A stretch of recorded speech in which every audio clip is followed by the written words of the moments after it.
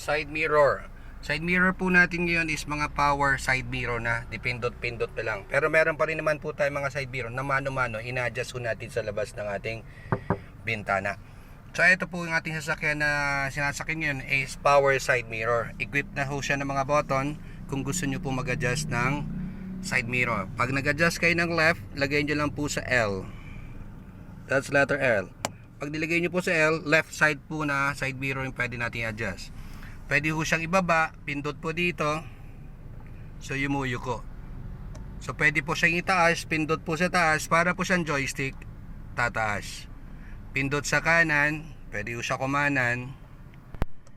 Kaliwa, pindot sa kaliwa, dito sa part na to, pwede po siya kumaliwa. So nai-adjust po natin siya ng power side mirror. Same din po sa right side.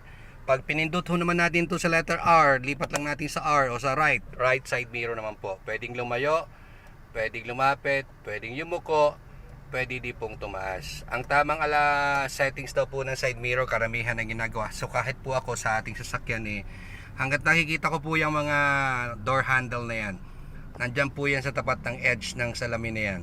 Tapos mga 20% kita po natin yung body ng sasakyan. The rest yung wide angle na po sa labas. Same lang din po dun sa right side.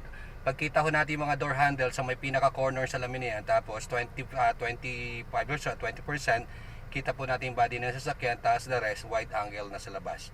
Yan po yung ating mga salamin sa left and right. So kita ho natin kung ano nangyayari sa kaliwa, sa kanan. Ginagamit ho natin habang tayo nagmamaneho sa straight man or sa highway, or lalo na po sa ating maneuvering. Plus, meron pa tayong rear view mirror.